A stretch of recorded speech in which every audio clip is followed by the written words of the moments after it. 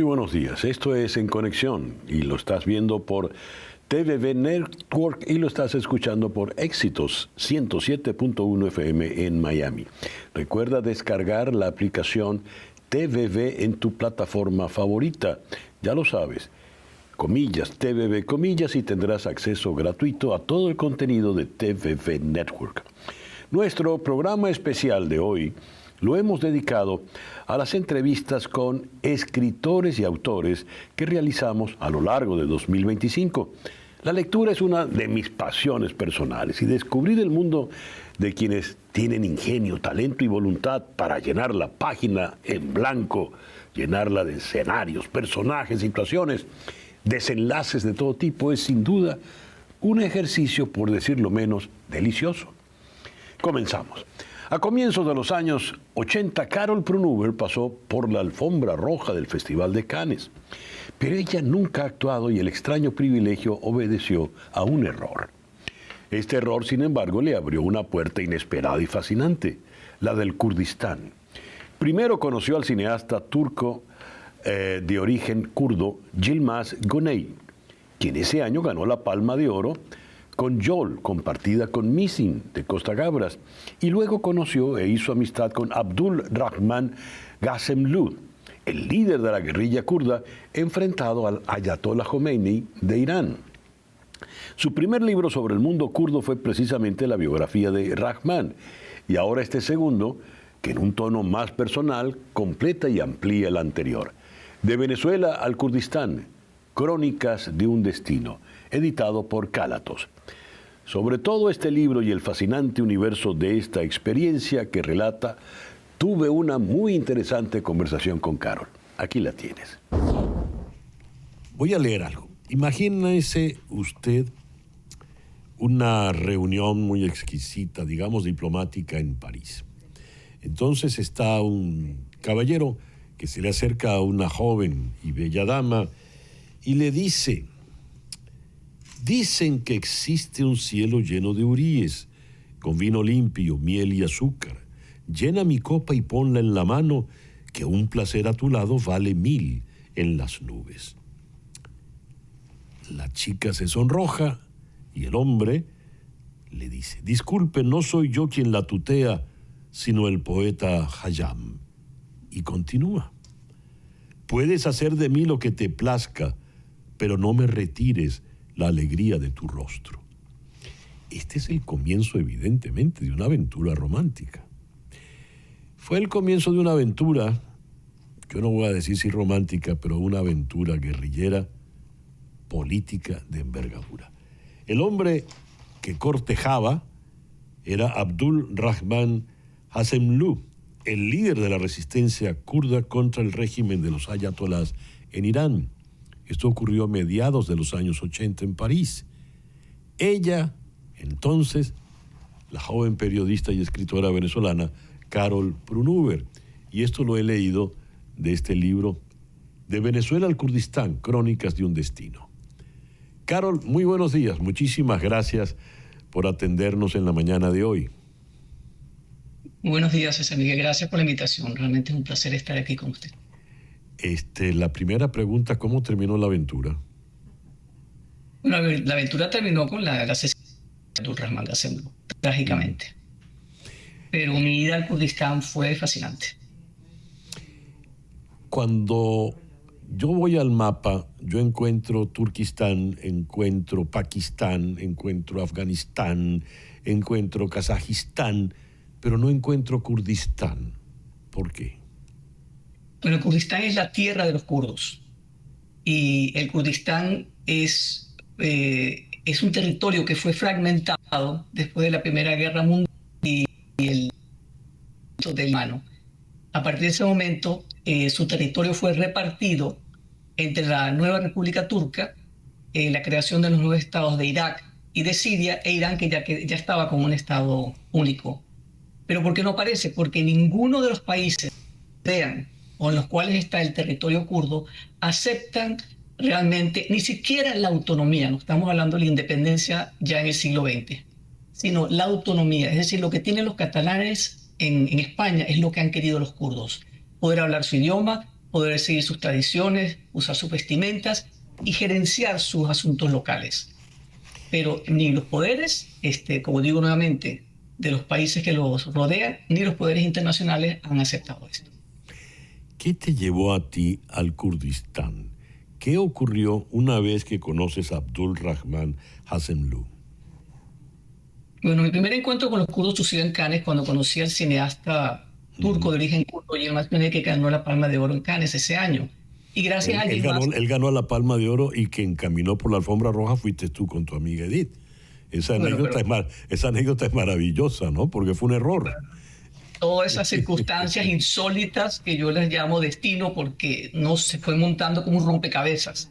Y gracias a ese encuentro con Yilmaz Güney mi vida cambió, porque gracias a él conocí la diáspora kurda en París, y en un día en el Instituto Kurdo pues conozco a este personaje, que la noche que lo conozco, bueno, como tú bien dices, era un hombre simpático, carismático y bueno, un gran seductor de todo lo que tenía a su alrededor. Pero yo descubrí a un hombre refinado, a un hombre culto, con una mente aguda, muy, muy perspicaz y mucho sentido del humor. Hablaba 9 idiomas y un francés exquisito.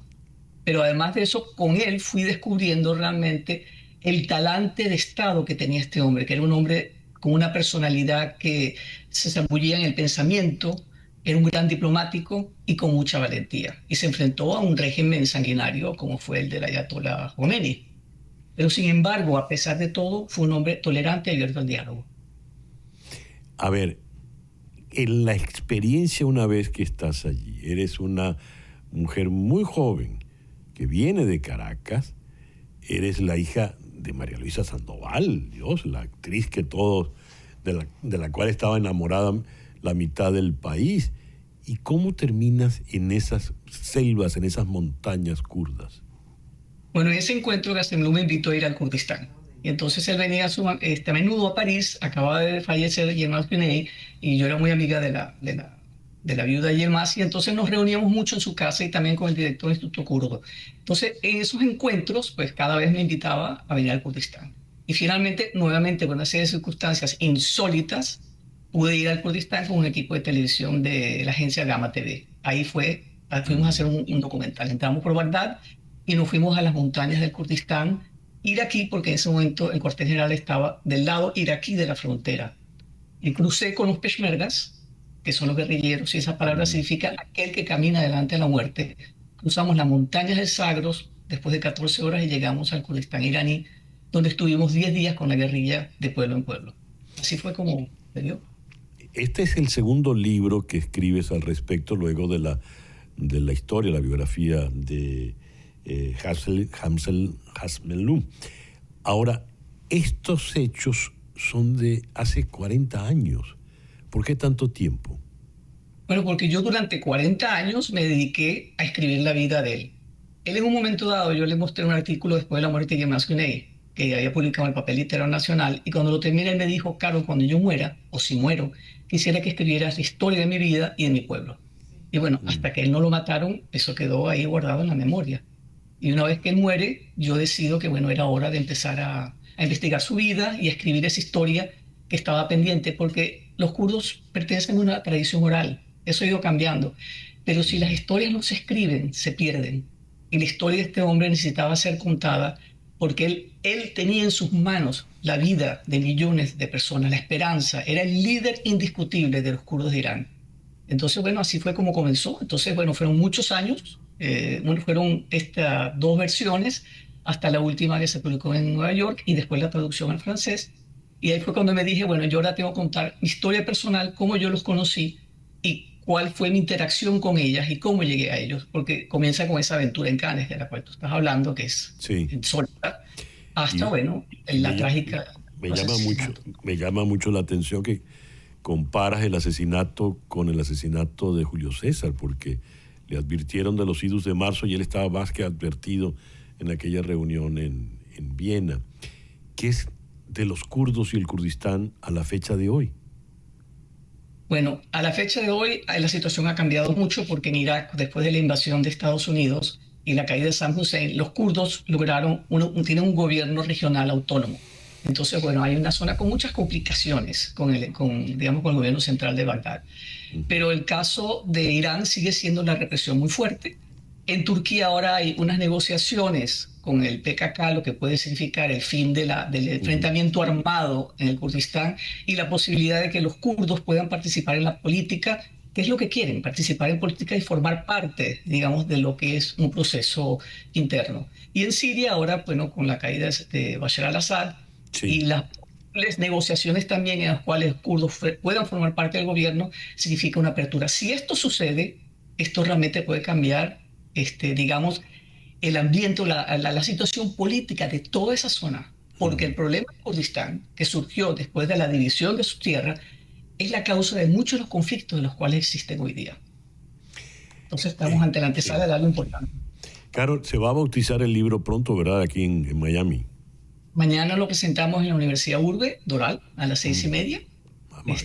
Y está también disponible en Amazon.com y está en la Feria del Libro de Madrid, en la caseta de la editorial Cálatos 291 en Madrid. Así que es accesible para la gente de Madrid también. Es una lectura sumamente grata porque además es muy, muy caraqueña. Me llamó la atención que cuando tú y tu amiga van al encuentro dices, íbamos emperifolladas. Dios, desde que yo no leí ese calificativo, se fueron emperifolladas y pasaron por la alfombra roja y las confundieron con unas actrices desconocidas. Y resulta que se habían equivocado de puerta. Por eso te digo, eso realmente fue una serie de circunstancias que me fueron llevando paso a paso a conocer a los kurdos. Fue una cosa insólita, realmente profética o de destino, digo yo. Por cierto, que cuando dices de destino, me llama mucho la atención el subtítulo, Crónicas de un destino. Pero no es solo un destino geográfico, es un destino de vida, ¿verdad? Efectivamente, mira, yo estoy convencida que ese destino comenzó cuando yo estudiaba literatura en la Universidad Católica Andrés Bello. Estábamos leyendo las leyendas artúricas y en ese momento yo tuve un deseo muy intenso de conocer a un caballero, a un guerrero con ideales. Y eso fue lo que sucedió muchos años después. Muy bien, un caballero artúrico. Excelente. Carlos, muchas gracias por estos minutos en el programa de hoy y te felicito por tu libro, de verdad, muy, muy grata lectura. Y ahora vamos a hablar de una novela muy particular. Eduardo Sánchez Rugeles, el joven novelista que ha tenido tanto éxito con su obra literaria, porque siempre ha sido experimental, ha sido siempre de vanguardia, desde Transilvania Unplugged, Blue Label, hasta lo más reciente. El texto que ha editado ahora es una novela con música. Se ha propuesto recorrer los últimos 30 años de la historia de Venezuela a través de una banda de rock que él llama Éxigo. La novela está titulada Éxigo, el polvo en la garganta. Eduardo, ¿por qué un grupo de rock para revisar la historia del país? Creo que la idea, la premisa de trabajar con una banda siempre me había llamado la atención, tenía como esa curiosidad, pero es verdad que era un argumento que no había desarrollado a fondo, y esto se conjugó con la necesidad de contar la historia contemporánea de Venezuela a través de una novela. Pero no quería hacerlo a través de un elemento político muy directo, muy fuerte, con un personaje político, diputado, militar. No quería relacionarme con el poder de una manera así como muy directa, sino quería hacerlo de una manera tangencial. Y creo que hacerlo desde la banda, construir canciones en torno a la situación de venezolana, narrar todo este momento que nos ha tocado vivir como sociedad, me pareció interesantísimo hacerlo desde la música y la verdad que fue muy, muy interesante todo lo que apareció en ese proceso, todo lo que encontré y contar ese relato a través de las 4 voces de los protagonistas que son los miembros de Éxigo. ¿De cómo armaste esa banda? ¿De dónde la sacaste?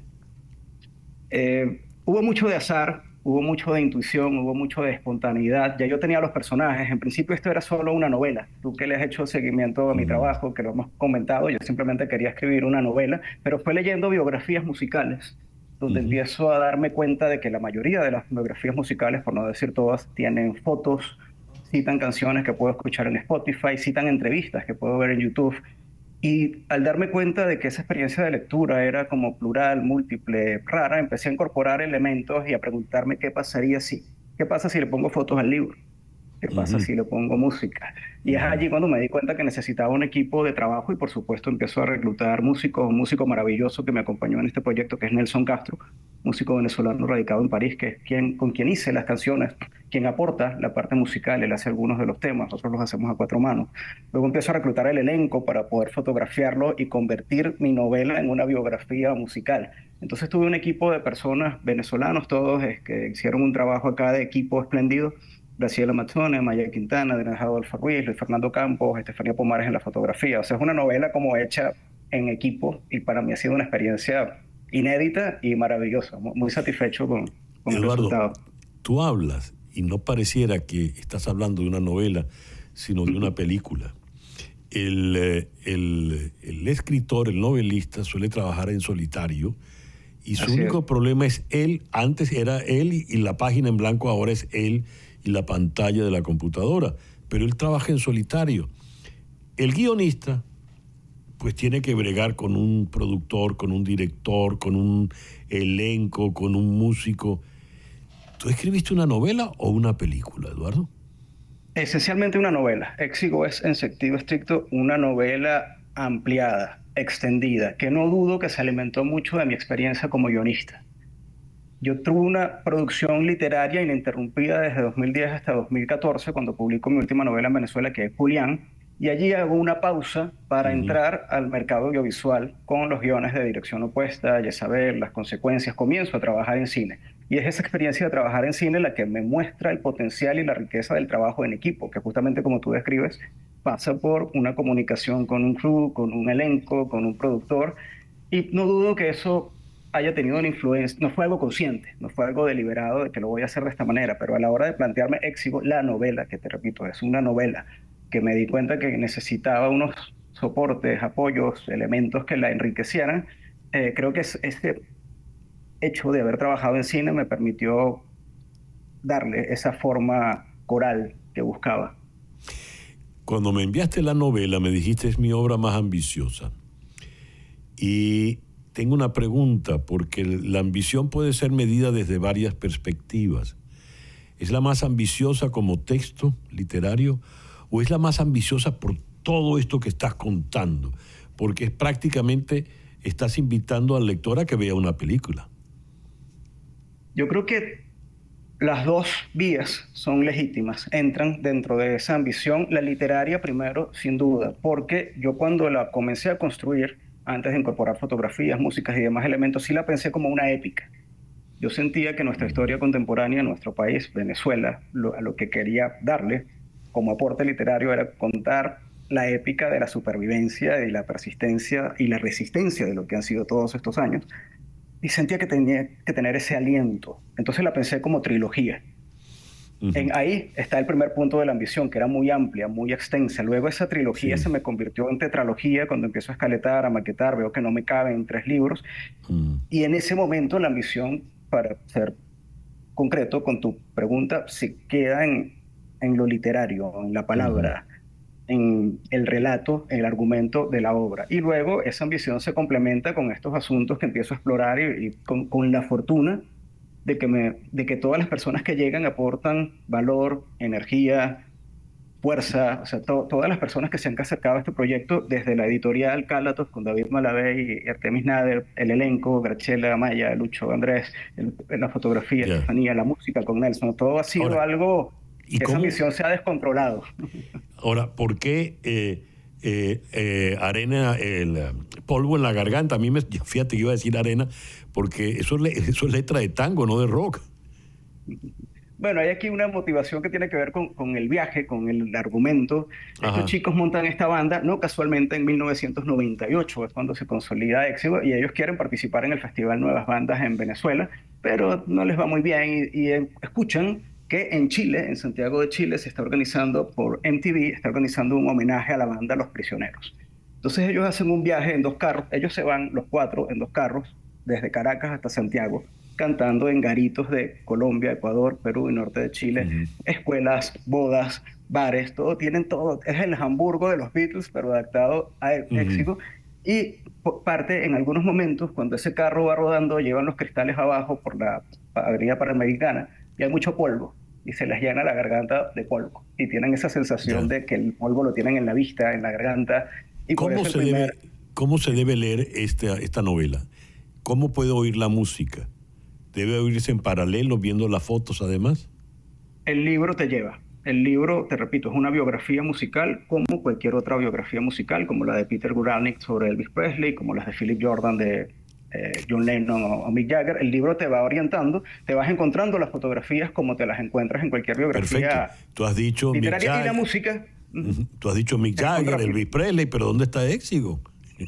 La música, a medida que vas leyendo, de repente las compositoras son las chicas, Shena y Daniela, estás leyendo sus entradas y de repente te encuentras un código QR que te lleva a SoundCloud, donde tú escuchas la canción en construcción. Este primer libro, El Polvo de la Garganta, es cuando se construye la banda, cuando se consolida, cuando ellos se conocen. Entonces lo que le vamos a aportar al lector es ese primer momento de guitarra y voz, canción en construcción, y eso es lo que tú como lector vas a encontrar y vas a descubrir. La voz de Shena, la voz de Daniela, guitarra, la canción armándose poco a poco.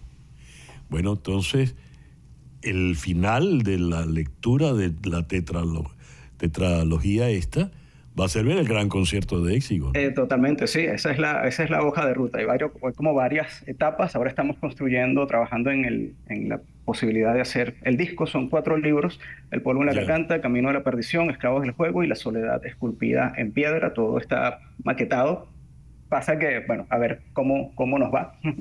Hay que esperar allí un poco y hacer una planificación razonada de todo esto. Muy bien.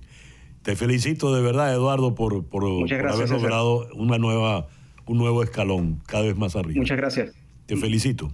Eduardo Sánchez Rugeles, un destacadísimo novelista venezolano. Hacemos ahora una pequeña pausa y ya regresamos con nuestro especial de hoy, Libros y Autores en Conexión.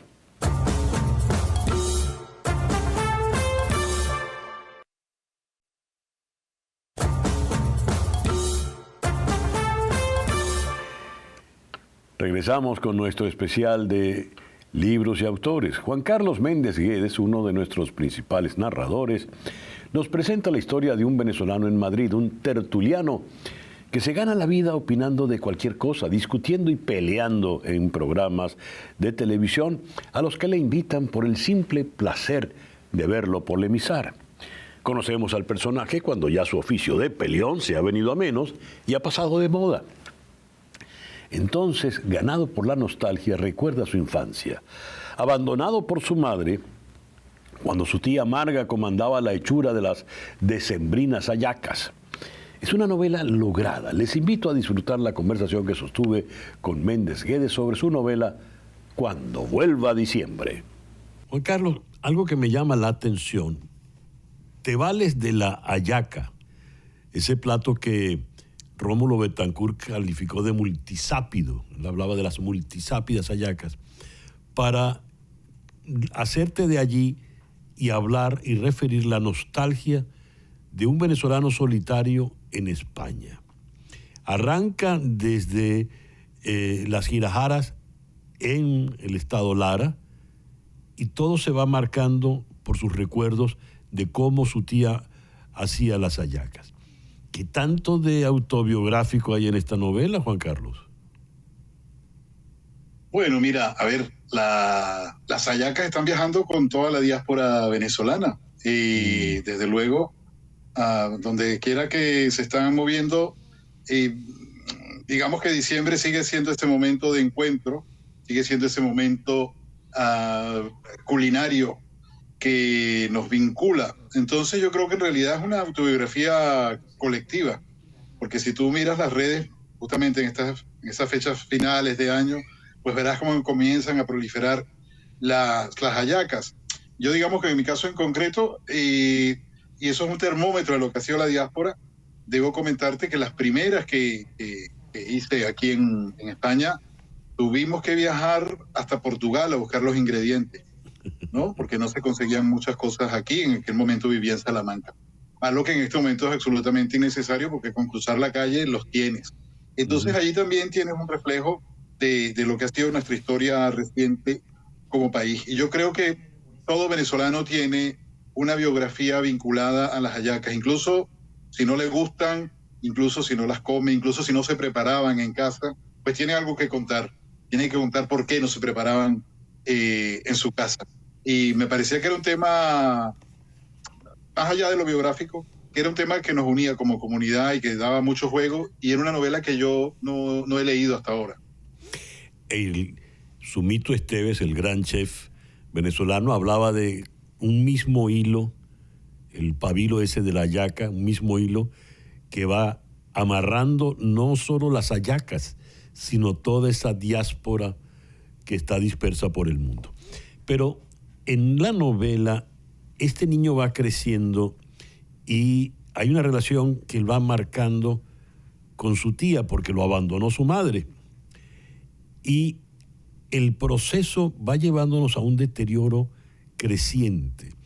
Él sale del país, no regresa, pero el país que queda se va desintegrando, tanto que hay un momento en que ni siquiera se hacen hallacas.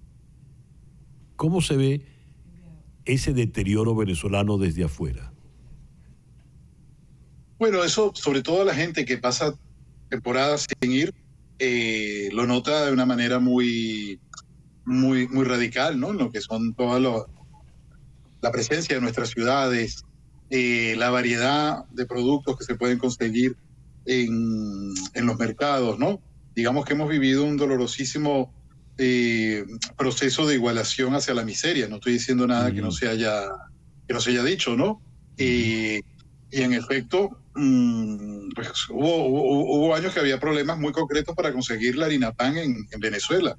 Eso lo saben los que están allí. Entonces había que acudir al que estaba en Colombia, en España, para que hiciera llegar, imagínate tú, la harina pan para las hallacas, ¿no? Entonces sí, ese deterioro, yo creo que la novela va un poco también de ese tema colectivo, social, de cómo hay un país que primero, si te fijas, primero hay un crecimiento. El pueblo donde él crece comienza a tener carretera, luz eléctrica, y luego viene ese declive, ese deterioro cuando tienen que volver a comenzar a utilizar el pozo de agua, ¿no?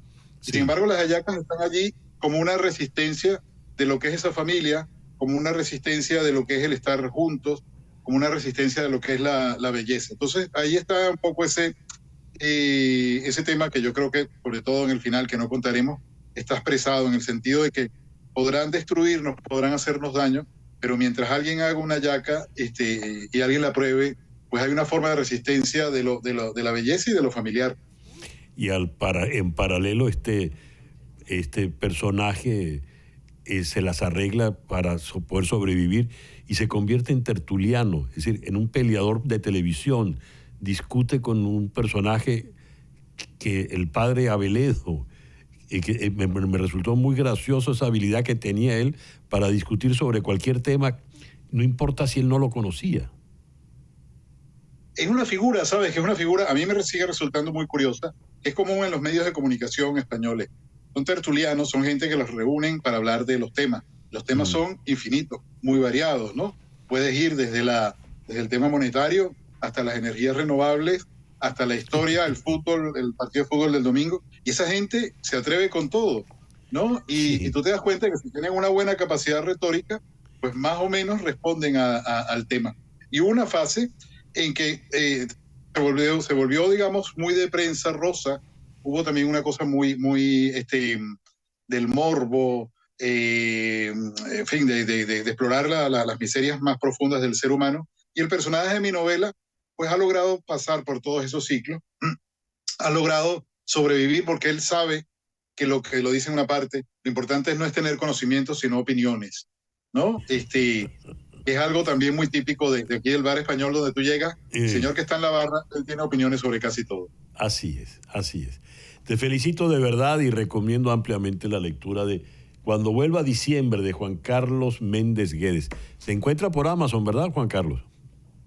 Sí, en algunas librerías de Puerto Rico y en algunas librerías, algunos sitios puntuales donde se vende en español en Estados Unidos. Pero sí, por Amazon se consigue. 4 de noviembre del año 2008. Ocurre lo que no podía ocurrir. Un negro afroamericano, cuyo segundo nombre es nada menos que Hussein, ha llegado a la presidencia de la República. ¡Oh, Dios mío! Se hace un silencio y todas las miradas se concentran en el televisor. Un hombre negro acaba de ser elegido presidente de los Estados Unidos. ¡Oh, me cago en Dios! Unos cuantos párrafos más adelante, continúa este tipo de estupor. ¿De dónde estoy leyendo estas ideas? Pues de la novela La Revelación, de la escritora A.M. Holmes. Es una escritora, una novelista norteamericana que maneja extraordinariamente bien la ironía y el sarcasmo y suele tocar los temas de la actualidad política y social de los Estados Unidos. Lo que nos cuenta Holmes en su novela es el impacto, el desarrollo de un plan que va de ese aciago 4 de noviembre a la fecha en la que toma posesión finalmente Barack Hussein Obama. Un personaje fundamental del cual sabemos se llama el pez gordo, o así le refieren, quien es un millonario entrado en sus 60, muy conservador, de derechas, republicano hasta el tuétano, como dirían algunos, que ha invertido mucho dinero en la campaña electoral y no puede aceptar que un negro llegue a la presidencia. Tratará de urdir una trama para salvar el mundo. Entiéndase, para él, y lo dice textualmente, salvar el mundo es salvar la democracia americana.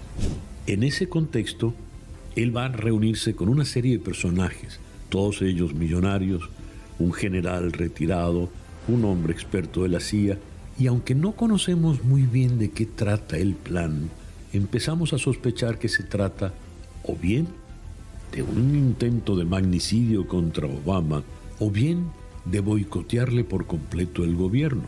Al final no lo logran porque, en efecto, Obama, sabemos, se juramentó y gobernó 8 años reglamentarios, con su reelección en la mitad.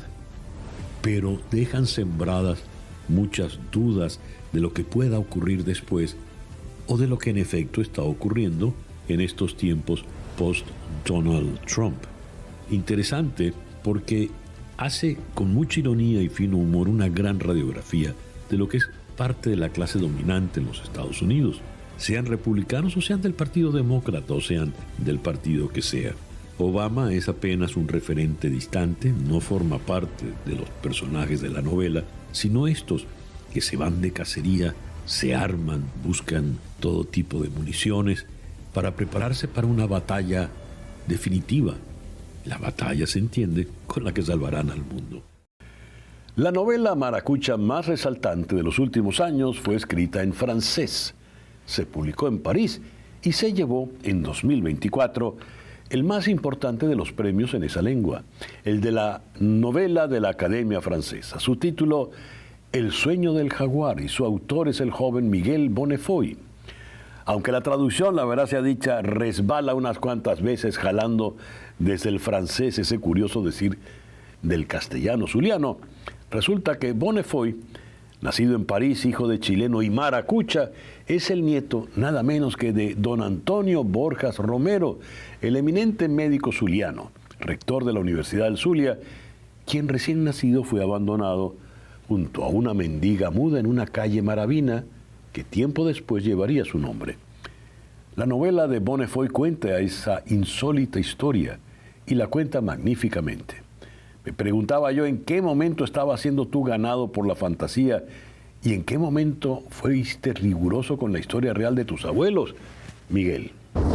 Pienso que en todos los escritores que escriben sobre su familia o que están tratando de desarrollar una novela histórica, hay siempre una lucha silenciosa y muda por dentro entre, de un lado, la lealtad, la fidelidad que uno le debe a la realidad y a la historia, y por el otro lado, la tentación un poco áulica que uno tiene hacia las sirenas de la ficción. Yeah. Y en esa especie de combate que hay adentro, el que escribe novelas trata de caminar como un equilibrista, como un funambulista en esa cuerda, para no caer de un lado o no caer del otro, y tratar de no solo copiar la realidad, pero de expresarla, que es aún más difícil. Tus primeras frases son memorables. A ver, casi las puedo decir de memoria, pero dices, en la calle le dejan al bebé en los escalones de una calle ante una mendiga que es muda, en la calle que llevará después su nombre. Casi el fusilamiento del coronel Aureliano Buendía en 100 años de soledad. En efecto, tu abuelo fue abandonado en una escalinata en una calle que terminó llevando su nombre allí en Maracaibo. Totalmente. Mi abuelo Antonio Borjas Romero era un huérfano, no se sabe exactamente quién era su madre, se sabe sin embargo que su padre era Elías Borjas Romero y fue abandonado en los primeros días de su vida al cuidado de una señora que todo el mundo llamaba la Muda Teresa porque tenía problemas de articulación. Y de ahí tuvo una vida, una infancia dickensiana, rodeado de rufianes, de pequeños ladrones, de pequeños delincuentes, de cuchilleros, en una especie de juego de esquina, tratando de cazar iguanas y pescar cangrejitos y pescaditos blancos en el lago de Maracaibo. Y poco a poco, por unos rebotes, por una sorpresa, por el destino o por la suma de los azares, que es finalmente otro nombre que le dan al destino, termina siendo un cardiólogo y uno de los fundadores de la primera universidad de Maracaibo, en el estado Zulia, que se llama la Universidad Antonio Borjas Romero, la Universidad Luz. La idea de que un niño sea abandonado en las escaleras de una iglesia, en una calle que llevará su nombre, es, por supuesto, una alegoría, es una metáfora, es una parábola, es una hipotiposis, como dicen en literatura, es una manera de crear un símbolo, crear un signo y de hacer pasar la música de la realidad por aquella partitura de la ficción. Con mucha regularidad a lo largo de la novela, yo sentía que estaba leyendo a un discípulo de García Márquez. Me dije, claro, García Márquez nació en Aracataca y Aracataca no queda muy lejos de Maracaibo. Total, estamos hablando prácticamente de la misma geografía. Y entonces me llegué a preguntar, Miguel, ¿es que hay una manera de narrar eso que definió Carpentier como lo real maravilloso que pasa allí en esos personajes? Y te lo pongo con este ejemplo. Cuando él conoce a la que termina siendo tu abuela, esta es una señora preciosa y ella le pide que le cuente la historia de amor más bella. Ella se va a comprometer con quien le cuente la historia de amor más bella. El pobre Antonio se había criado en un burdel donde no hay historias bellas de amor y entonces se decide a escribir historias de los pasantes, de los transeúntes, y luego le regala ese libro a quien sería tu abuela. Esa historia es bellísima. ¿Eso fue así? Mira, debo confesarte, esa es la parte de ficción. Esa es la carpintería de la ficción. Ahí están unas claves de la ficción.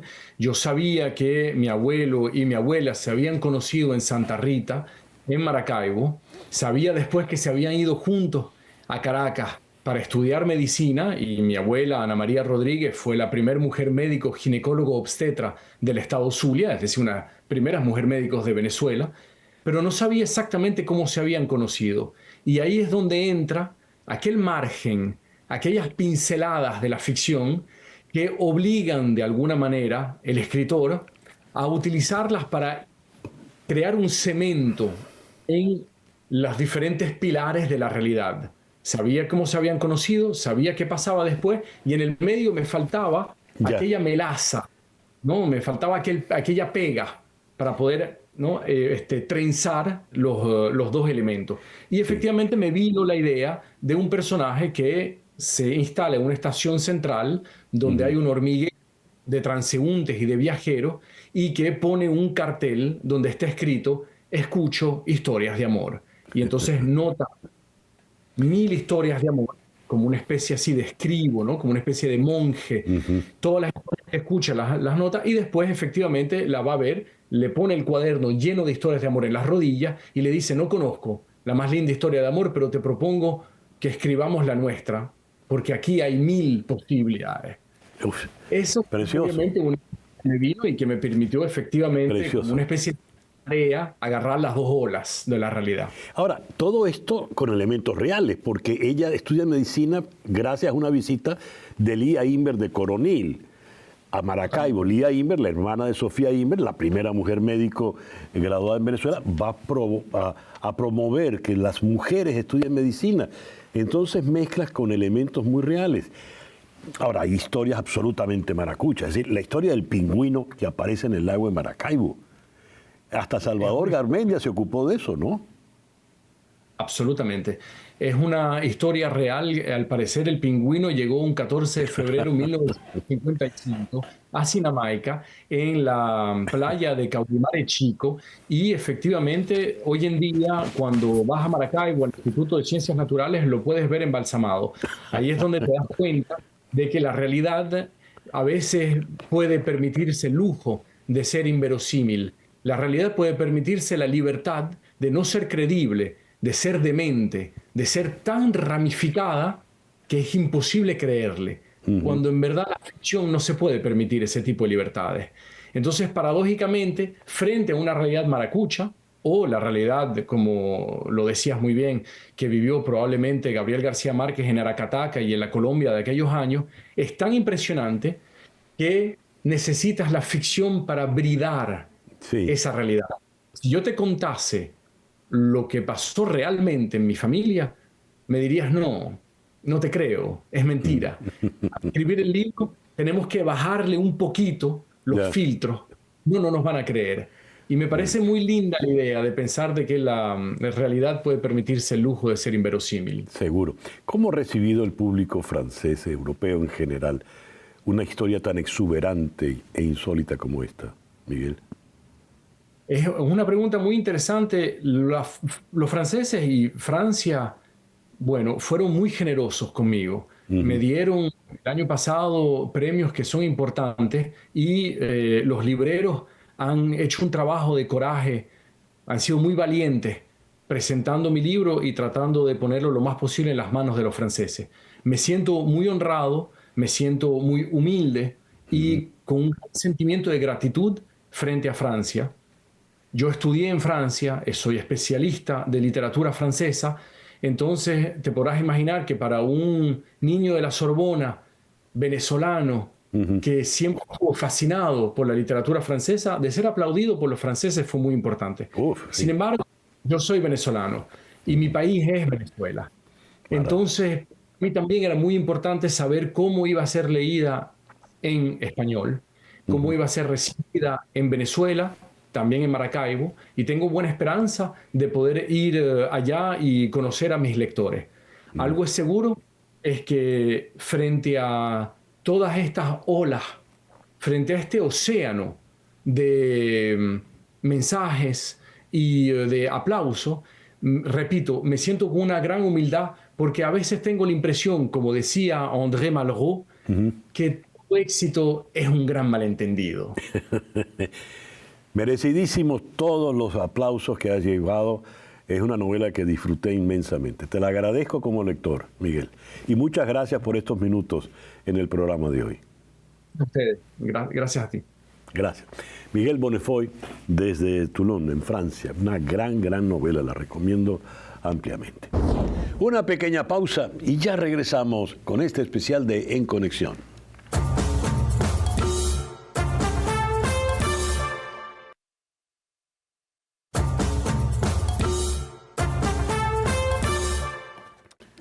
Los tequeños de Tequemoch, crujientes por fuera, con el queso derretido por dentro, absolutamente deliciosos.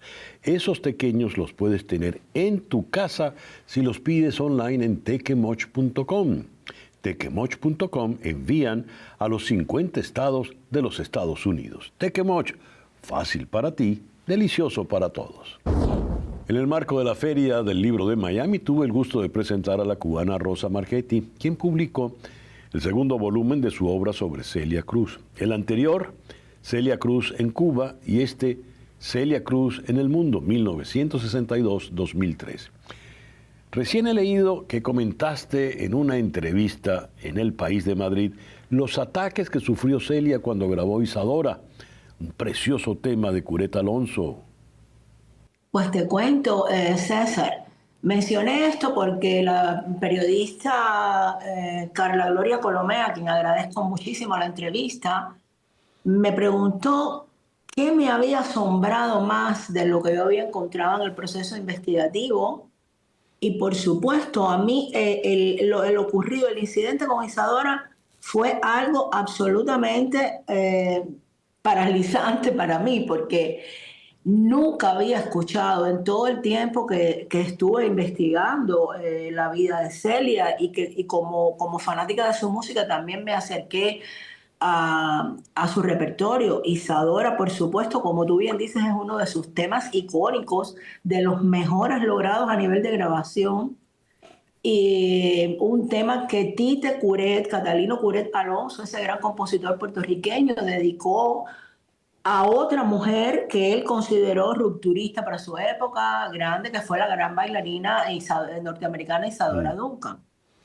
Yo me asombro cómo Celia guardó todos aquellos recortes de un periódico local que se publicaba en Miami llamado La Verdad y replicado por otros periódicos locales también con aquellos ataques que identificaban las simpatías que en un momento tuvo Isadora Duncan hacia la naciente Revolución de Octubre, que además fue hace muchísimos años y fue muy breve, además, fue muy breve también ese apoyo, porque el apoyo pasó porque Isadora se enamoró del poeta Sergei Yesenin y creo que es el único con el que se casa, en fin, nada que ver con una canción llena de alegría donde Celia sencillamente elogiaba el arte danzario de Isadora a través de las palabras de Tite Curet. Y era enaltecer el feminismo, la mujer, en fin. Dice el título de la entrevista que te hacen es una maravilla, dices. Sí. Te citan. La Celia Cruz que nos hemos perdido los cubanos no puede ser reemplazada por su demonización. ¿Qué tanto está demonizada Celia en Cuba, Rosa?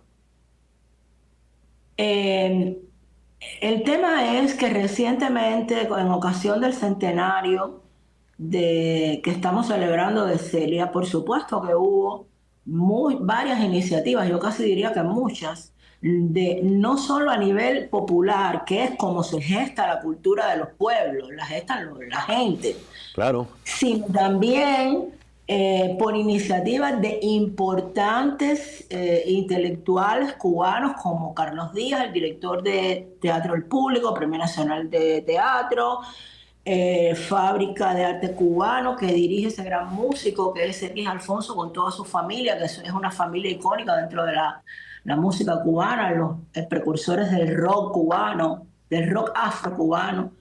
Y esas iniciativas fueron censuradas, atacadas de alguna manera desde el poder y reemplazadas o acompañadas por una serie de personajes que mentían en sus redes sociales acerca de hechos en los que involucraban a Celia y que demonizaban su figura.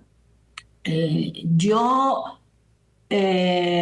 mí no me gusta escribir de manera reactiva. A mí nadie me marca mi agenda. Mi agenda me la marco yo.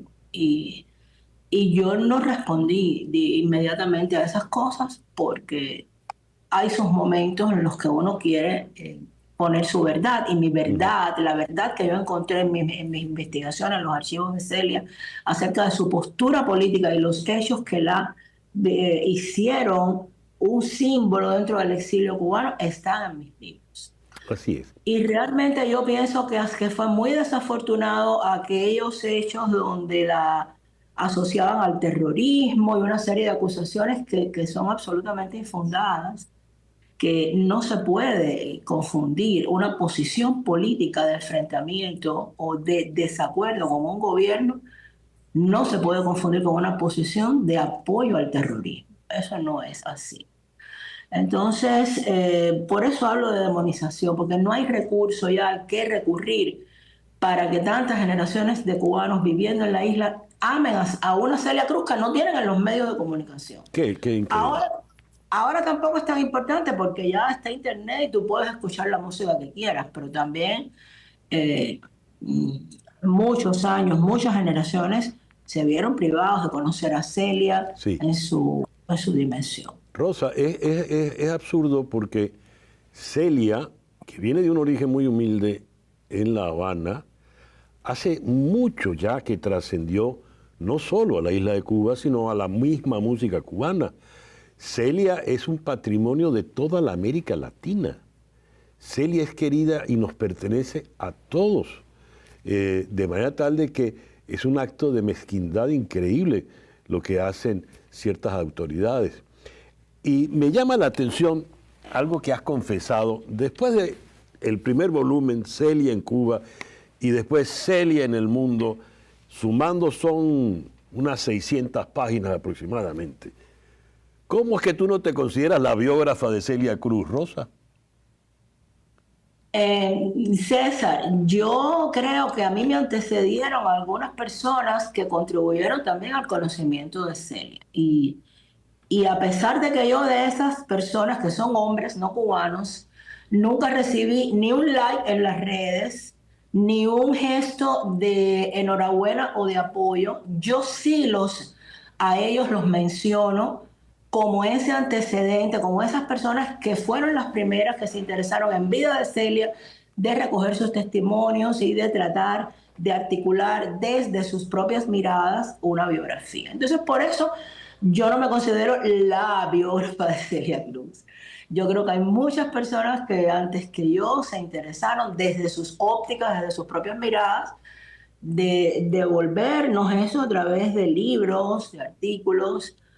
Yo solo señalo que yo soy una más, desde mi mirada y con todo el derecho que tengo a haber escrito y haber investigado su vida sobre una mujer como ella, afrocubana como Celia, y desde mi propia perspectiva he tratado de dar esa mirada acerca de ella con todo el nivel de detalle que me gusta a mí investigar y escribir.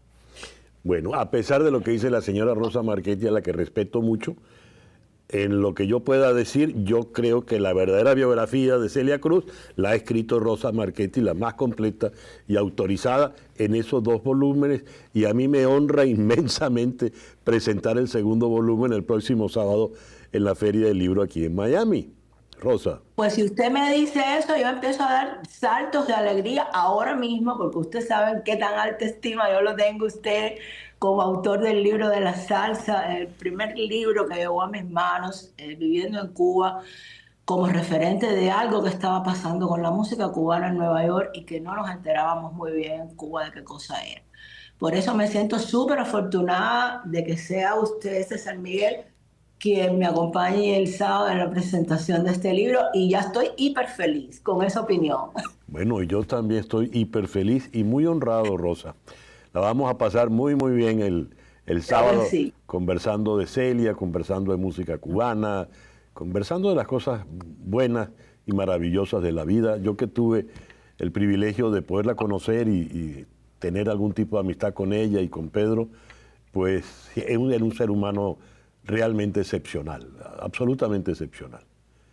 Y tú le haces mucho honor y mérito en el texto, en los 2 textos que has escrito sobre ella. Leo lo siguiente: si cada novela pudiera representar un mundo, esta nueva novela de Alejandro Guillermo Remers representa, y de manera muy efectiva, 2. El último violín construido por el célebre luthier Antonio Stradivari, que es el protagonista, y al mismo tiempo es el común denominador de las 2 tramas que terminan por formar un texto único. Una novela policial cercana a la serie de novela negra que parte de un hecho actual, el asesinato de un padre y su hija en una pequeña ciudad de Paraguay, con una novela histórica ricamente compuesta en la que a través de los siglos la historia del violín aparece representada en la vida de sus dueños ocasionales a lo largo de casi 3 siglos. Quien ha escrito este prólogo que acabo de leer es nada menos que Mario Vargas Llosa. Si así se expresa el maestro de esta novela, pues algo tendrá este último Stradivarius. Vamos a conversar con su autor, con Alejandro. Alejandro, por lo que he leído, hubo un hecho real, un asesinato de un padre y su hija en Paraguay. ¿Qué tiene que ver esto con el violín Stradivarius? Bueno, el móvil de ese asesinato, ese doble asesinato en las afueras de Asunción, una pequeña localidad llamada Areguá, fue el robo de un violín muy, muy valioso, un Stradivarius, y que, bueno, son violines escasos, muy queridos por los grandes concertistas y que generalmente se guardan en lugares muy seguros, pertenecen a fundaciones. Me llamó muchísimo la atención que estuviera en un lugar así tan ignoto, digamos, y bueno, me puse a querer saber más, y con ese de querer saber más, al final surgió esta idea de escribir una novela tratando de imaginar cómo ese violín tan maravilloso había llegado a este lugar. A ver, y cuando ocurrió, porque la novela negra como instrumento, que es lo que sugiere Vargas Llosa en la introducción, la novela negra como instrumento literario es siempre magnífica, ¿verdad? Porque es un género como muy flexible. Pero ¿cómo se pudo cómo se pudo plegar en este caso, Alejandro? Sí, lo que dice Mario, que yo en ese momento no lo había pensado, y él me lo hizo presente al escribir el prólogo, es que en realidad es como una novela triple en su característica, porque es, además de novela policial o novela negra, como dices tú, también es una novela histórica, porque he recreado lo mejor posible varios momentos históricos de los últimos 3 siglos que atraviesa la historia de este violín. Y a su vez también es lo que se llamaba novela de circulación, porque sigue un objeto, es decir, el principal protagonista de la novela también termina siendo el violín, que va teniendo dueños y va relatando todo lo que va, digamos, ocurriendo con estos dueños, cómo va pasando de mano en mano y los hechos que se van produciendo hasta, bueno, este trágico desenlace ahí en Paraguay. ¿Cómo llegó ese violín de Europa al Paraguay? Porque además no solo estamos hablando de una distancia geográfica considerable, sino una distancia temporal, ¿verdad? Exacto. Bueno, la verdad es que no lo sabemos. No lo sabemos y tal vez no lo sepamos nunca, pero en principio yo imaginé una historia, una forma en que podría haber llegado esta obra más perfecta de Antonio Stradivari, su último violín, el que estaba firmado con su propia sangre, que tenía el nombre de Angelo, de Ángel. Y bueno, cómo fue pasando a través de 2 guerras mundiales, una epidemia, una invasión napoleónica en Venecia, en fin, una peste, un montón de cosas, hasta llegar allí. Por eso el lector realmente va a encontrarse también con una especie de novela de aventura, porque va a atravesar un montón de circunstancias, algunas así muy fortuitas, pero que realmente he procurado ambientarlas lo mejor posible en su tiempo. Entonces, a veces se confunden los personajes reales de la historia con personajes que yo he ficcionado para hacer la novela. ¿Conoció usted, Alejandro, una película canadiense de hace mucho tiempo llamada El violín rojo, The Red Violin? Sí. Recuerdo que la vi hace tiempo, sí. No me acuerdo los detalles, pero sí. Porque tiene algo parecido, ¿no? Era el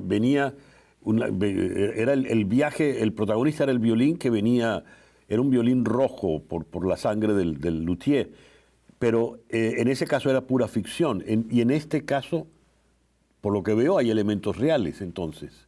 Sí, es que aquí la mayor parte es real. Yo lo único que hice es conectar los distintos momentos, pero la situación es real. El violín estaba ahí en Paraguay, el crimen ocurrió y solamente, bueno, nos queda, digamos, imaginar cómo pudo haber sido ese camino desde Cremona en Italia hasta Paraguay a través de estos 3 siglos. Ahora, en las novelas policiales o la novela negra, digamos, es parte del canon de que tiene que llegarse a una solución al final, ¿no? Hay que conocer al criminal o tener una pista. ¿Aquí la tenemos o queda todo en el misterio, como el violín? No, la parte policial creo que sí está aclarada, digamos, se trató, digamos, los asesinos, por lo menos presuntos, han sido unas personas que eran conocidas por este ciudadano alemán, que era además, bueno, de luthier también, pero era también un poco paleontólogo, había descubierto unos restos pues, de un dinosaurio, en fin, una persona un poco curiosa que había decidido vivir con su hija en este lugar tan alejado, los dos solos allí, lo cual ya, digamos, todo es bastante extraño. Tenía objetos muy valiosos de arte también en su casa. Y bueno, la policía lo que aclara es que unas personas que él conocía, también de origen europeo, él les había dejado el violín en su viaje a Europa para que se lo cuidaran, y tomando conciencia del enorme valor que tenía, simularon un incendio para decir que el violín pues, había desaparecido, se había quemado.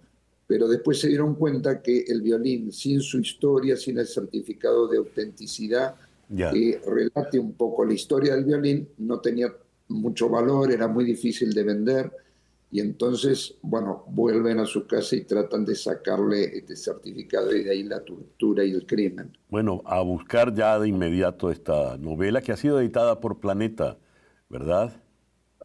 Sí, está editada por Planeta, está en venta prácticamente, yo creo, ya en toda Latinoamérica, Muy también bien. en España. Estamos ahora presentándola aquí en Miami. Y bueno, la verdad que es para mí una enorme satisfacción que Mario Vargas Llosa realmente esto haya sido prácticamente un poco su testamento, ha sido lo último que él ha escrito, ha querido dejar constancia, y es un prólogo muy largo de 15 hojas, de lo cual se ha tractado una parte para el libro. Muy bien. Alejandro, enhorabuena y muchísimas gracias por atendernos en la mañana de hoy. Gracias, César Miguel. Muchas gracias. Goodfellas fue estrenada en el Festival de Venecia en septiembre de 1990 y 10 días después se hizo su estreno en Estados Unidos.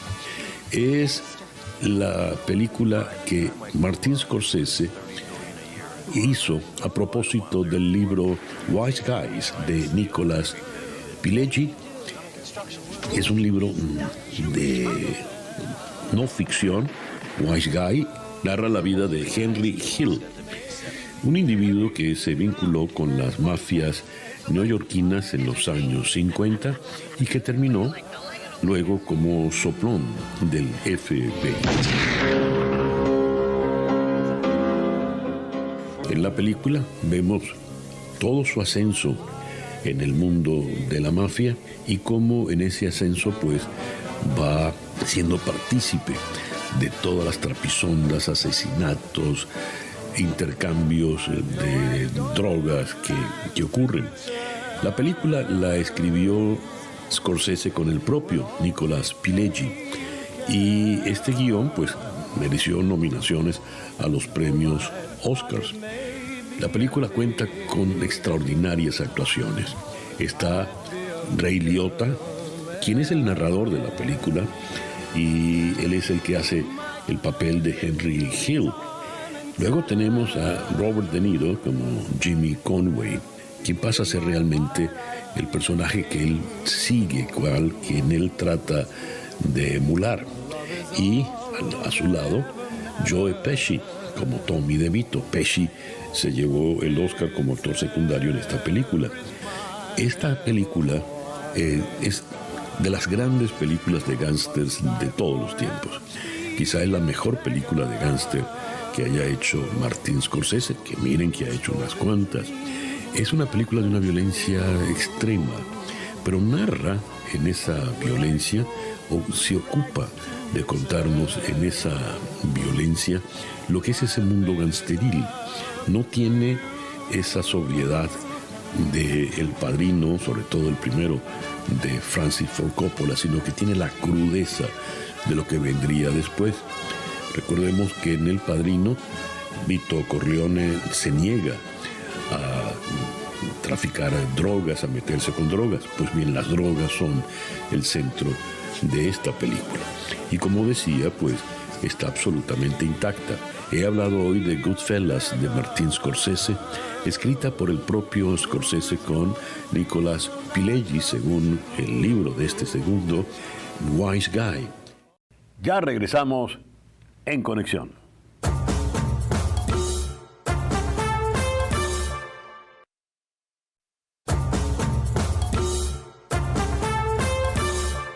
Los tequeños de Tequemoch, crujientes por fuera, con el queso derretido por dentro, absolutamente deliciosos. Esos tequeños los puedes tener en tu casa si los pides online en tequemoch.com. Tequemoch.com envían a los 50 estados de los Estados Unidos. Tequemoch, fácil para ti, delicioso para todos.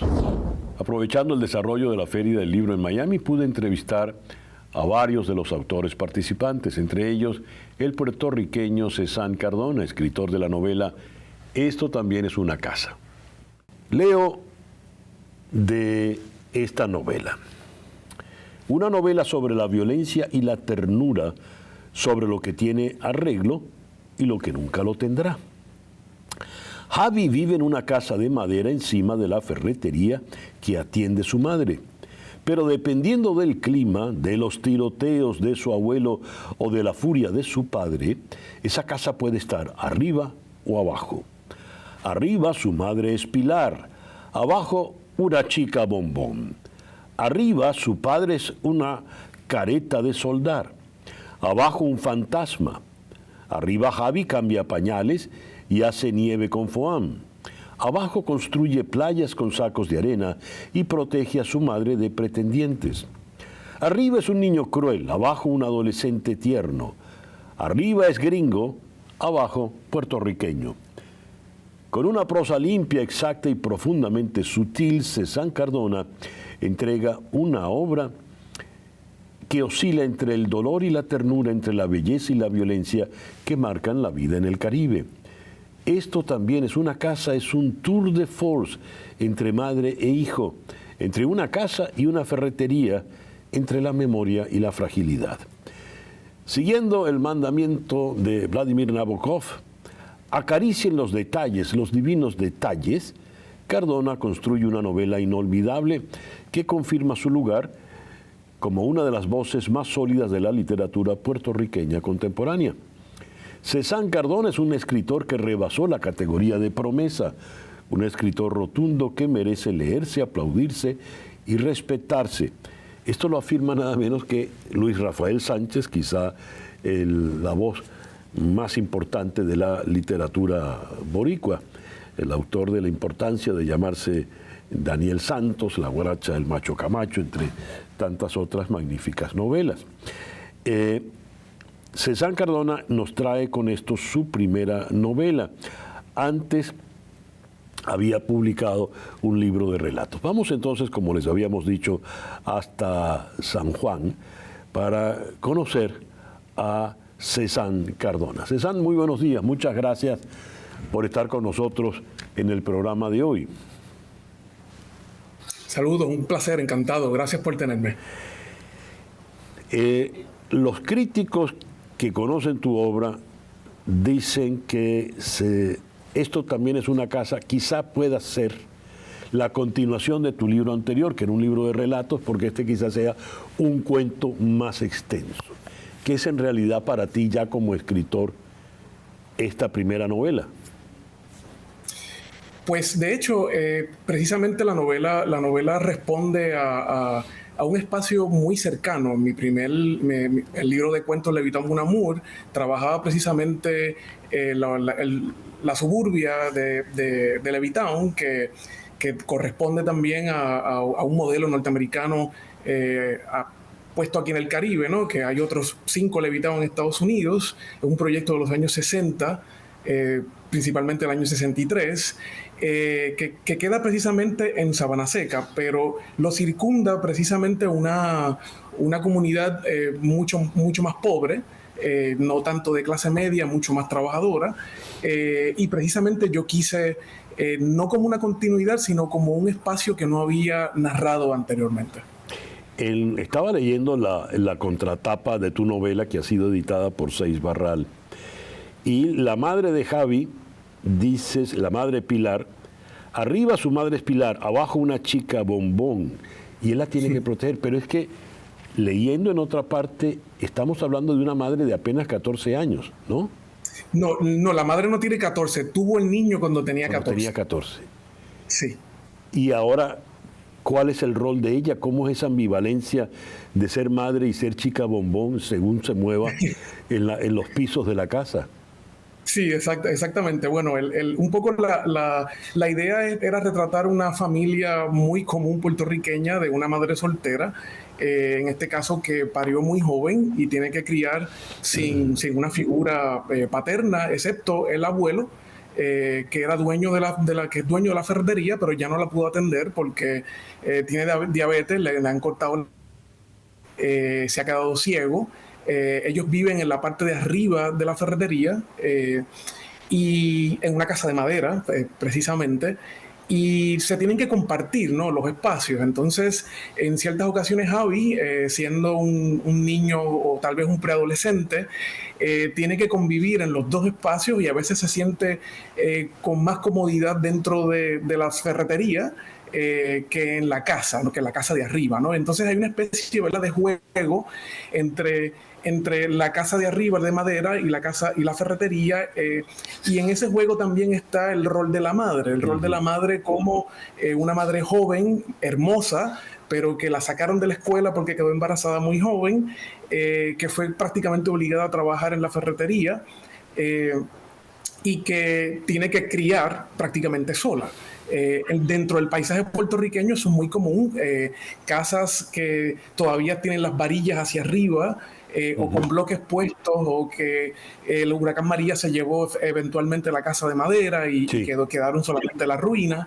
Y la madre tiene que tener varios roles, ¿no? El rol de ser una madre y padre a la misma vez, de cuidar a su papá, con el que no tiene necesariamente una buena relación, y tiene que estar al frente de la ferretería promocionándola. Y en el ejercicio, después que el abuelo muere en la novela, ella tiene que encargarse de la ferretería y también de su hijo.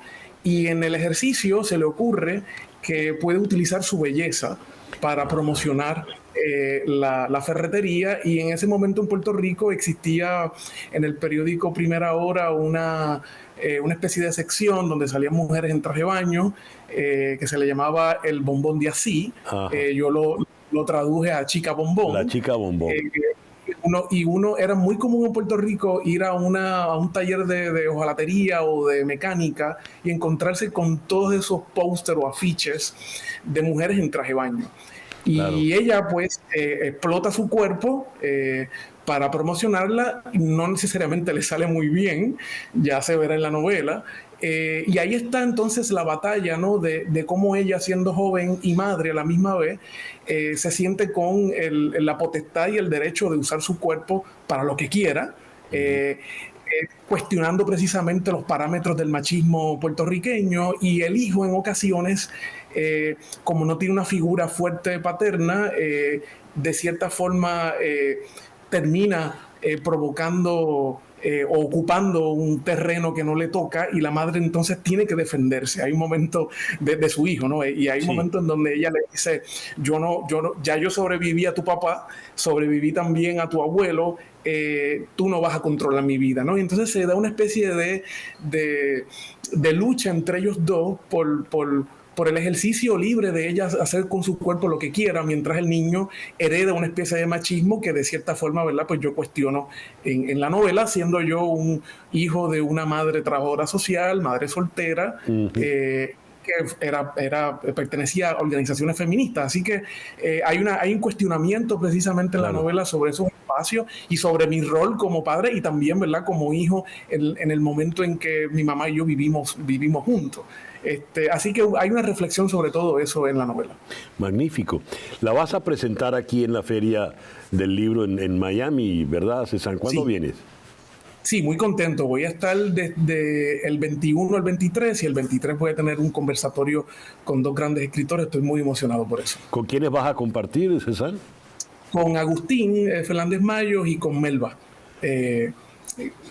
Dos grandes escritores que sigo, sobre todo Agustín, que llegaba a Puerto Rico y bueno, los jóvenes puertorriqueños nos disfrutamos su novela de Nosilla y pues estoy muy emocionado por poder conocerlos ambos. Según Luis Rafael Sánchez, ya tú no eres una joven promesa, eres un escritor rotundo que merece leerse. Que eso te lo diga Luis Rafael, bueno, eso ya son palabras mayores, ¿no? Sí, no, para mí es un gran honor que Luis Rafael haya dicho esas palabras, es nuestro gran escritor, estoy muy contento por eso. Mi novela también le rinde homenaje a esos espacios que él también trabajó y le rinde homenaje a la literatura puertorriqueña, una literatura que merece conocerse mucho más allá, ¿verdad?, de nuestros espacios. Así que la novela también es una reflexión sobre eso, sobre nuestra literatura, el lugar que ocupa en nosotros y el lugar que yo quiero que ocupe dentro de la literatura latinoamericana. Hablemos del más reciente libro de María Dueñas, Por si un día volvemos. María es una autora de muchísimo éxito, aplaudida tanto por el gran público como por la crítica. Veamos. María, vuelves al norte de África y vuelves con una historia de una mujer muy, muy joven que tiene que prácticamente hacerse desde la nada y ocultando en este caso un pasado terrible. ¿Qué encanto para ti, qué encanto tiene el norte de África para poner allí a mujeres que habrán de surgir de la nada? Bueno, yo tengo una conexión personal con el norte de África porque mi madre nació en Tetuán, que era la capital del protectorado español. Fue una situación administrativa, colonial, que se extendió a lo largo de las primeras décadas del siglo XX. Y de ese pasado familiar, de esa memoria, de aquellos recuerdos, enganché yo el inicio de mi novela El tiempo entre costuras, que fue la primera de mis publicaciones. Y ahora nos movemos a un país distinto del norte de África, Argelia, que también tuvo muchísima implicación española. Fue una colonia francesa, fue incluso más que colonia francesa, fue las provincias de ultramar de Francia, pero allí bajo aquel régimen colonial de los franceses en territorio árabe vivieron también muchísimos españoles, emigrados, buscando un futuro mejor, exiliados después de la guerra civil.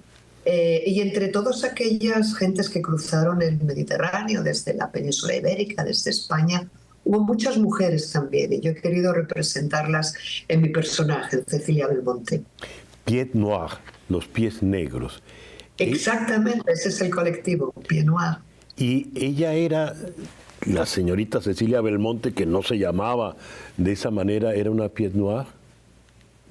Acabó siéndolo, porque lo que ocurrió fue, bueno, en las primeras décadas del siglo XX no tenían ese nombre, eran simplemente los franceses que vivían en Argelia, o los españoles, no tenían todavía una etiqueta.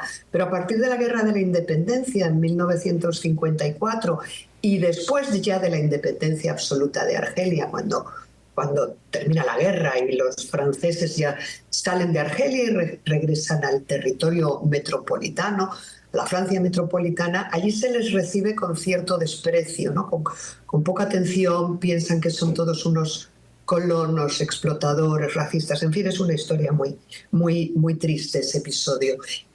Y se les pone el nombre de Pied Noir como un poco degradante, ¿no? Y ellos, que están conmocionados con ese regreso y se sienten que no son muy bien recibidos, hacen al revés de lo esperable, adoptan esa etiqueta de pies negros como algo que les identifica, como algo identitario de la colectividad, y lo hacen con orgullo y se siguen reconociendo así. Por eso Cecilia es una española pero ya está muy afrancesada y que abandona tras la guerra Argelia sí tiene alma de pied noir también, podríamos decir.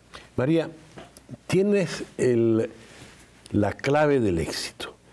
Lo que escribes resulta sumamente atractivo para el lector y la crítica te trata también de manera muy benevolente, pero vendes grandes cantidades de libros, razón por la que te envidian, supongo que muchos de tus colegas, ¿verdad? Pero dejemos la envidia de lado.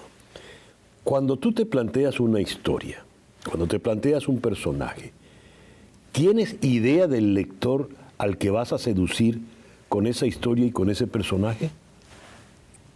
Tengo una idea como un poco en colectivo, porque lo veo después en las presentaciones, como esta que voy a hacer en la Feria de Miami, en las firmas, en otras ferias, en otros países. Entonces hay un perfil, digamos, que yo sé que está ahí.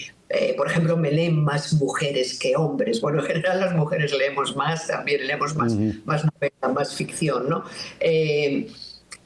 Pero más allá de eso, tampoco intento yo escribir para mujeres en concreto. No intento forzar mi creatividad para darle a los lectores algo que yo sé que les puede interesar, ¿no? Yo prefiero, mientras escribo, mantenerme un poco al margen, trabajar con honestidad y de la mejor manera que puedo hacer, con el mayor o menor talento que pueda tener, con mucho esfuerzo por mi parte, intentando siempre aportar historias que tengan un punto de originalidad, no solo en la construcción de la ficción en sí, sino también, como estamos hablando ahora, en el trasfondo, en el momento histórico, en el trasfondo geográfico, que sean lugares que generen un cierto interés. Yo que vengo del mundo académico, además, siempre me gusta cuando los lectores me dicen que han aprendido algo nuevo, que no sabían, que no conocían antes. Y bueno, mezclando un poco todo eso es como voy trabajando y sacando adelante mis libros. Fíjate, escribes personajes españoles, pero no los pones en España. En el norte de África, en California, Estados Unidos, en la ciudad de Nueva York. ¿Por qué? Mira, me gusta mucho esta idea de los españoles repartidos por el mundo. No se nos puede olvidar que hemos sido una nación de emigrantes, de gente que salió en distintas épocas de la vida, desde los primeros que llegaron aquí a las Américas hace 5 o 6 siglos hasta ahora mismo, ¿no? Que siguen saliendo gente joven, se sigue yendo mucho talento de España, desgraciadamente. Hemos sido una nación muy movida. Hemos estado muchísimo en América, hemos estado en Europa, hemos estado en el norte de África, hemos estado en las Filipinas, en 1000 sitios. Y eso no se nos puede olvidar. Ahora que somos un país receptor de inmigrantes, no se nos puede olvidar que nosotros hemos estado también en esa misma tesitura. De hecho, abro la novela con una cita de Max Aubel, el escritor español, que él estuvo internado en un campo casi de concentración, casi de los que tenían los franceses después de la Guerra Civil Española, y escribía pequeños poemas en hojitas, en un papelito, cualquier papelito que encontraba, y luego durante el exilio en México lo recogió todo en un poemario, y ese verso es ¿Dónde estás, España? Por el mundo abierta, ¿no? Sí. Y me interesan esas historias de los españoles fuera de nuestro territorio, pero además es que yo creo que son muy transversales. Hablan de mi nación, de mi patria, pero yo creo que son unas historias muy universales en el sentido de que pueden aplicarse a cualquiera, las puede hacer suya, cualquiera que haya abandonado su mundo, que haya sufrido el desgarro de tener que irse, que haya sufrido el esfuerzo de tener que adaptarse a un territorio que de entrada puede resultarle adverso o no familiar. Todo eso al final genera, yo creo, entre los lectores, o al menos ellos me cuentan, una sensación, un sentimiento de empatía que les hace identificarse con esos personajes como si fueran muy cercanos a ellos. Fíjate, María, recordaste al comienzo que la primera vez que conversamos fue en Caracas, en mi ciudad. Y ahora estamos conversando en Miami, ciudad a la que tuve que venir contra mi voluntad.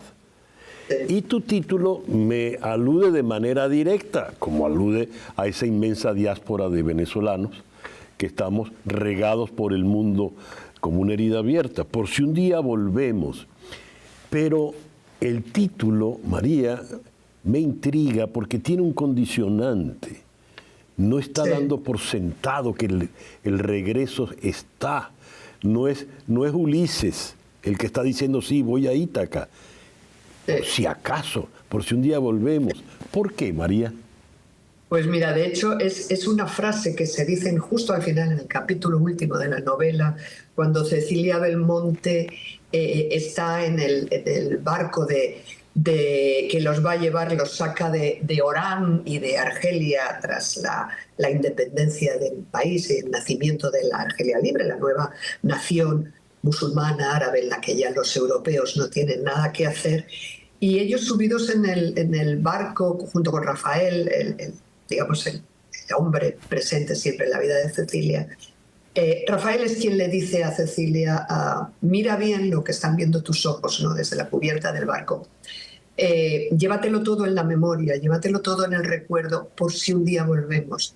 El drama de aquella gente, de aquellos pieds noirs, es que nunca volvieron, ¿no? Porque ya, bueno, la dinámica del país cambió absolutamente, se convirtió en una nación en la que ya los europeos y los franceses no tenían nada, pero se llevaron esa memoria con ellos siempre, ¿no? Y su caso fue muy extremo, pero como tú dices, hay mucha otra gente que está fuera de su territorio, fuera de su mundo y de su universo, que sí confía en poder volver alguna vez y es cierto que muchos lo logran, ¿no? Así que ojalá para tantos venezolanos como estáis ahora mismo fuera de vuestra patria, ojalá llegue el momento en el que el condicional se borre y sí podáis volver.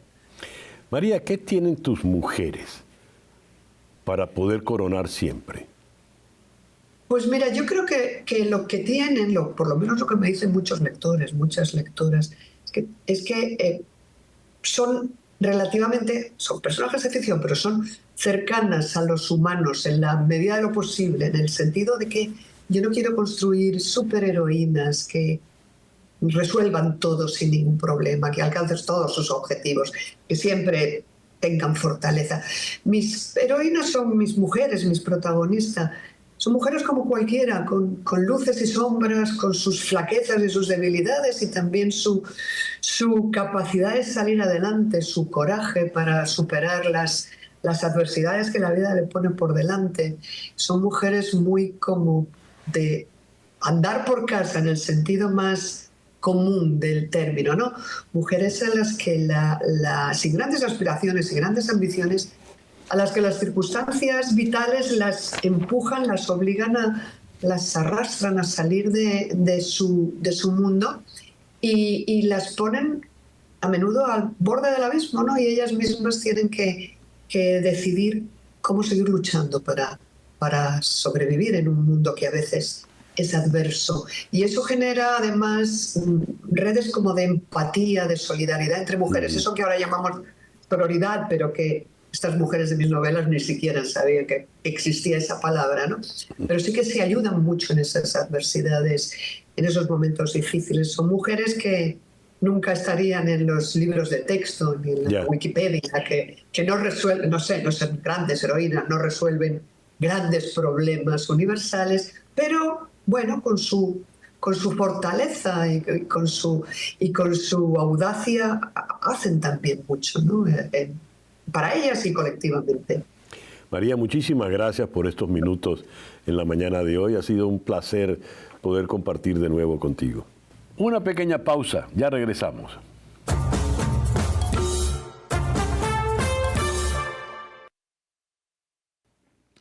Los tequeños de Tequemoch vienen empacados al vacío. Estos tequeños, mira cómo se me hace la boca agua, al hablar de Tequemoch. Estos tequeños los puedes freír, los puedes llevar al horno, los puedes poner en el air fryer, como quieras. Y en cuestión de minutos van a ir del congelador a tu boca, siempre deliciosos. Puedes adquirirlos en nuestra tienda Allí tienes la dirección aquí en El Doral, allí tienes nuestro número de teléfono y allí vas a encontrar no solo los tequeños, sino todos los productos, las empanadas, las arepas, las mandocas, el panqué casero. Ahora bien, si no estás en Florida, puedes entonces ordenarlos online en tequemoch.com. Tequemoch.com. Envían a los 50 estados de los Estados Unidos. Tequemoch. Fácil para ti, delicioso para todos.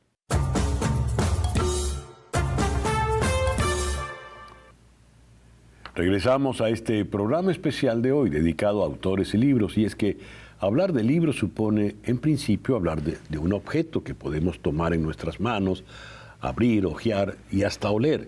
Sin embargo, el acto de leer ha cambiado con el paso de los años. Veamos. Yo, por ejemplo, siempre leí en libro, en papel, pero ahora, por muchas razones, leo en el Kindle, donde dispongo del tamaño de la letra, dispongo de varios libros en un pequeño aparato.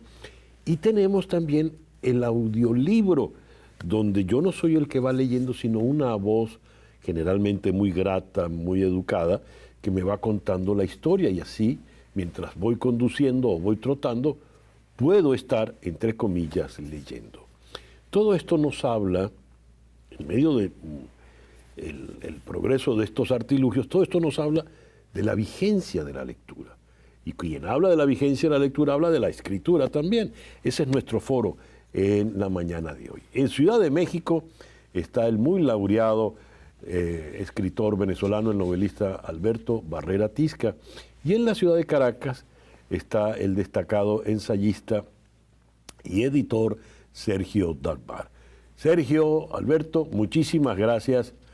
Me están diciendo que solo está Alberto porque Sergio está en Caracas y en Caracas cuesta más comunicarse. Alberto, muy buenos días. Buenos días, buenos días. Invocaremos el espíritu de Sergio Dávar para ver si aparece. Ya aparecerá Sergio. Sí. Ya Sergio va a aparecer. ¿Cuán vigente está la lectura? Porque el foro lo ha hecho en función de, en el contexto del marco de la Feria del Libro de Miami. Una ciudad que para muchos no tiene nada de cultural y tiene su Feria del Libro. Pero tenemos ferias de libros prácticamente en todas las ciudades. ¿Cuán vigente está la lectura, Alberto? Pues fíjate que para sorpresa de muchos, hace unos años, con la llegada sobre todo del Internet, se promocionó y se vaticinó el fin de los libros y de la lectura, por tanto, ¿no? Y ha ocurrido todo lo contrario, aunque ha cambiado mucho la industria y cambia, y yo sí creo que posiblemente se lea menos o se lea distinto, la lectura se ha mantenido. Y no solo eso, sino que ha tenido un resurgimiento en algunos casos impresionante, digamos, y se ve, y te lo dicen los editores que son los primeros afectados, ¿no? Como yo estaba hablando con la directora de Penguin, la directora editorial Pilar Reyes en España, pero es para español, digamos, y decía que no, que había un aumento, por ejemplo, de lectores en España y en América Latina importante, que no solo se sostenía, sino que tenía un aumento, pues, ¿no?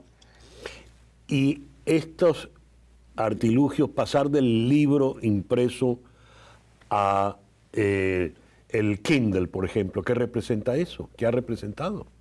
Pues ahí yo tengo un problema ahorita que te oí hablar, digamos, porque yo me sentí un poco anticuado ahorita que te oía hablar. Porque yo no tengo Kindle, leo, puedo leer en formatos digitales, ¿no?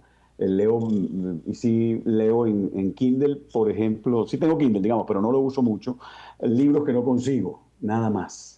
Pero tengo una gran resistencia a la lectura en digital, pero creo que es un formato que cada vez tiene más vigencia y más uso, y que muy pronto habrá algunas generaciones que jamás quizás hayan leído en papel y lean solo en digital. Así que no se puede uno resistir frente a eso. Con el audiolibro tengo mucho más problemas. Es decir, cuando tú decías, me gustó que dijeras leer entre comillas. Creo que el audiolibro es un formato distinto. Digamos, uno no está leyendo, está escuchando, pero no lees, digamos, ¿no?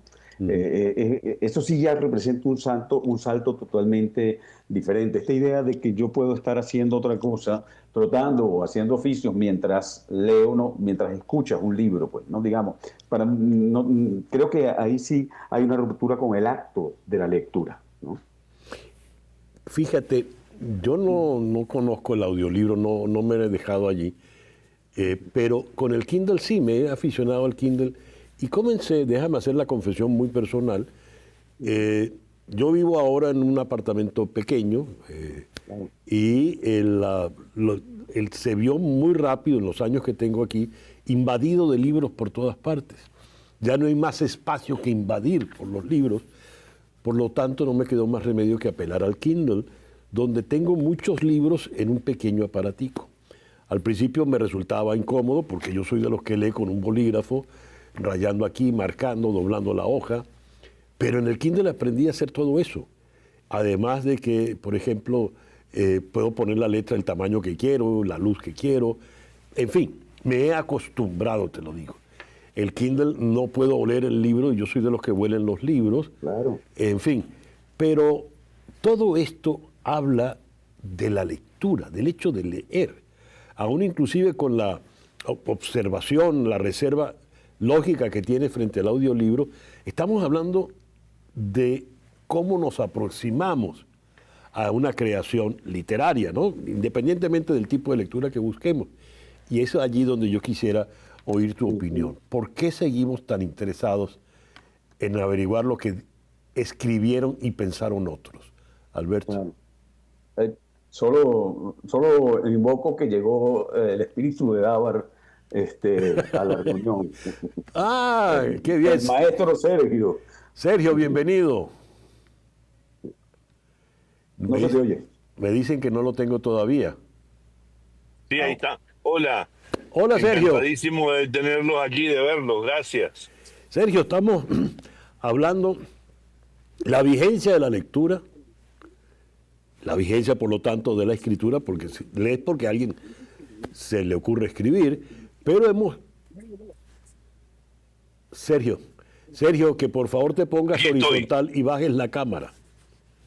Que la baje. Sí, ese es lo que me... Y horizontal la cámara. Horizontal la cámara. Sí. Así. Muy bien. Ok. Y estamos hablando, Sergio, de la evolución del libro al audiolibro al Kindle. ¿Cómo ves eso? Creo que es una gran oportunidad para que mucha gente pueda acceder a libros que no tienen, al que no tienen acceso de tenerlo en papel. Creo que la gran oportunidad que se ha presentado con el tema del Kindle y del audiolibro es que gente que no tiene esa opción está pudiendo oír un libro. Te estoy hablando de gente que tiene problemas en la vista, que a quienes he conocido y han celebrado poder oír un libro que aspiraban a leer, pero que tenían problemas para poder hacerlo leyendo. Y el tema del Kindle, porque bueno, viviendo en países quizás muy lejanos, el acceder al papel de los libros no siempre es fácil, aunque hoy en día, con lo que está ocurriendo con eso también, con Kindle Demand Publishing, te permite tener un libro muy fácil en cualquier parte. Pero en todo caso, creo que son oportunidades para poder acceder. Ahora bien,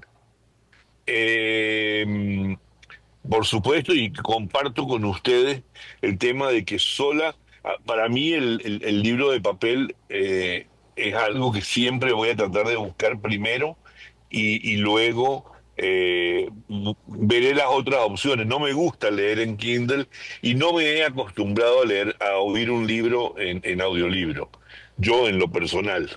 Uh-huh. Ahora te puedo comentar, y esto también es un comentario para Alberto, que no le gusta el audiolibro. Sé de gente que, por ejemplo, le gustó oír las memorias de Barack Obama porque son dichas por Obama. Por lo tanto, es como tener al individuo allí leyéndote su obra, ¿no? Es algo muy, muy particular. Pero esto, ¿hacia dónde nos va a llevar? Floralicia nos acaba de poner allí un video, no sé si lo pudieron ver, de cómo ha ido evolucionando el libro y pareciera que se va a terminar imponiendo todas estas formas. Fíjate, allí venimos, bueno, comenzaba desde los papiros, comenzaba mucho más atrás.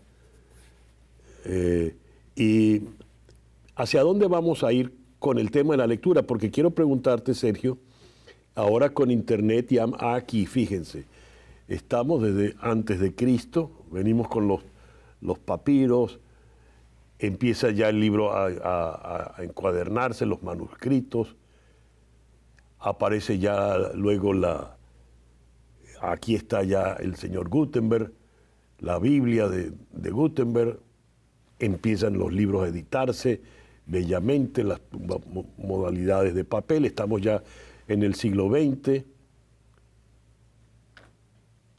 y entramos al siglo XXI, donde aparecen los libros electrónicos, los ebooks, los Kindles, y miras tú hasta dónde se va a ir esta locura, ¿no? ¿Hacia dónde vamos a terminar, Alberto? Fíjate tú, ahí en el año 2510. No, yo no estaré para verlo. Ajá. No sé, yo lo máximo que he llegado es hasta el Kindle. Ahora que parecía el teléfono me parece una barbaridad, digamos. Leer el teléfono, aunque yo entiendo que la gente puede tener su Kindle en el teléfono y leer, pero digamos que todo objeto tiene un modo de uso, por lo tanto implica que la lectura va a ser distinta. Entonces yo creo que con el objeto que tenemos también tenemos un tipo de lectura distinta, es decir, leer un libro que nos produce extrañamiento, fascinación, nos deja perplejos, un libro de papel y que nos obligaba a pararnos y a buscar en una biblioteca una información para entenderlo, ¿no? Digamos, es distinto a tenerlo en un Kindle donde le tocas con el dedo algo y buscas la explicación, digamos, y está ahí mismo. Es decir, yo creo que el objeto también define un modo de uso y eso también funciona dentro de la cabeza y dentro de la experiencia, incluso estética de la lectura. Entonces, tampoco voy a decir que es mejor o es peor porque simplemente el cambio está. Claro. Y se va a seguir dando, ¿no? Sino a ver cómo lo vivimos, digamos, ¿no? Tú cuando hablabas de la vigencia de la lectura, yo recordaba hace muchos años, cuando yo trabajaba en publicidad, me tocó hacer una campaña sobre la alfabetización que tenía, creo que la Fundación Bigodo, ¿no? Y entonces hice una serie de entrevistas y me acuerdo de una viejita en Puerto Cabello, cuando yo le preguntaba que por qué se había metido a ACUDE, que era el programa, digamos, de alfabetización y eso. Y entonces ella dijo una cosa tan bella, que era que ella pasaba y veía a la gente leyendo periódico por la calle y que ella siempre se preguntaba cómo era eso de hablar con un papel. Yo creo que ahí está la clave de la lectura, digamos, de ese misterio fabuloso de tener a otras vidas, otros viajes, otras experiencias en esa posibilidad. Digamos, en un papel, en una pantalla, en lo que sea, digamos. Pero creo que ahí está esa fascinación. Precioso. Sergio, me gustaría un comentario sobre lo que acaba de decir Alberto, pero además, ahora tenemos, tú que eres editor, todo el mundo edita, porque tienes en Amazon, en el Internet, que cualquiera dice, sí, y acabo de publicar mi libro, ¿y dónde lo consigo? No, lo consigues en Internet, y Internet te lo edita, te lo publica y te lo manda. ¿Qué es eso, Sergio? Así es lo que yo mencioné recién, que es la ventana de KDP, Kindle Demand Publishing. Tú montas el libro en Amazon y, bueno, bajo unas características muy particulares, y ese libro queda ya depositado allí y lo pones abierto al mercado y una persona en Australia compra el libro.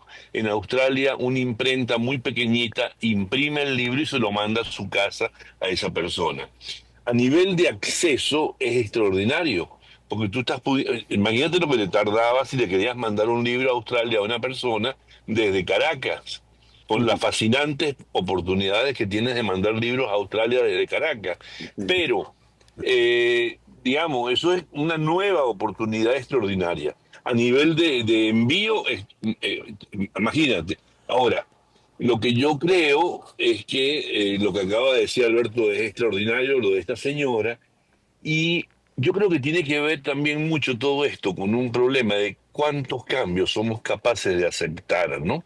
Todos nosotros creo que nos aprendimos o nos involucramos con el tema de la lectura y el libro con el objeto real, con el objeto del libro, la página, el olor, pasar la página, escribir en el borde el comentario o lo que se te ocurre que te está produciendo esa lectura.